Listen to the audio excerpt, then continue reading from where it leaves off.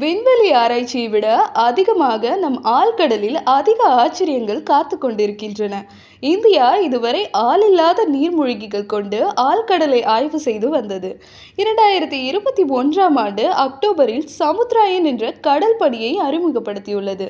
சமுத்திராயன் திட்டத்திற்கான நீர்மூழ்கி கப்பலை தேசிய கடல் தொழில்நுட்ப நிறுவனம் உருவாக்கியுள்ளது. சமுத்திராயன் திட்டமானது ஆழ்கடலுக்குள் இருக்கும் இதுவரை வெளி உலகத்திற்கு தெரியாததை வெளியே கொண்டு வர மனிதர்களுடன் கடலுக்கு அடியில் 6000 மீட்டர் ஆழத்துக்கு சென்று ஆய்வு மேற்கொள்ள நீரில் மூழ்கக்கூடிய நீர்மூழ்கி கப்பலை அனுப்புகிறது. இந்த துறையில் நிபுணத்துவம் பெற்றவர்களை ஆழ்கடலுக்குள் அனுப்பி கடலுக்கு அடியில் என்ன இருக்கிறது என்பது குறித்து ஆய்வு நடத்த இந்த சமுத்திராயன் திட்டம் உருவாக்கப்பட்டுள்ளது.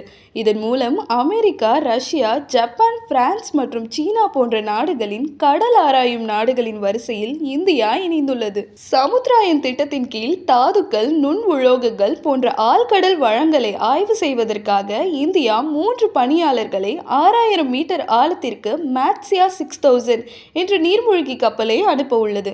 இந்த திட்டம் கடல் சூழலை சீர்குலைக்காது.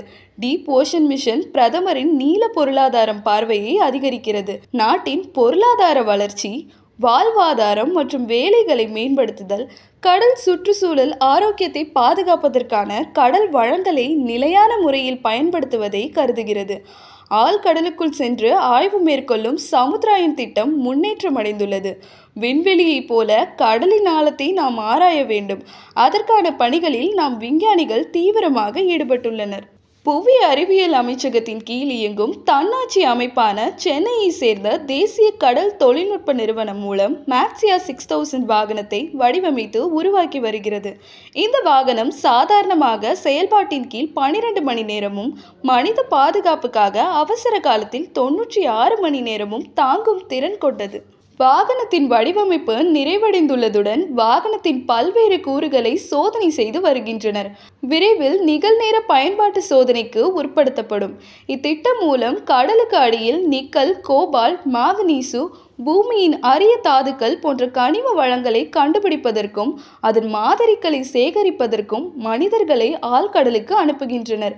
அறிவியல் ஆராய்ச்சி தவிர கடலுக்கு அடியில் உள்ள இயற்கை வளங்களை ஆய்வு செய்யவும் ஆழ்கடல் சுற்றுலா பணிகளை தொடங்கவும் திட்டமிட்டுள்ளது.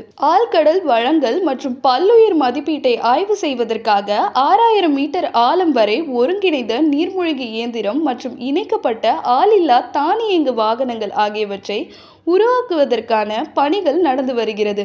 இந்தியாவின் ரூபாய் 4077 கோடி மதிப்பிலான ஆழ்கடல் இயக்கத்தின் ஒரு பகுதியாக சமுத்திராயன் உள்ளது. இதனை பார்வையிட்ட மத்திய புவி அறிவியல் அமைச்சர் கிரண் ரிஜிஜு இந்த பணி 2026ஆம் ஆண்டுக்குள் நிறைவேறும் என்றார்.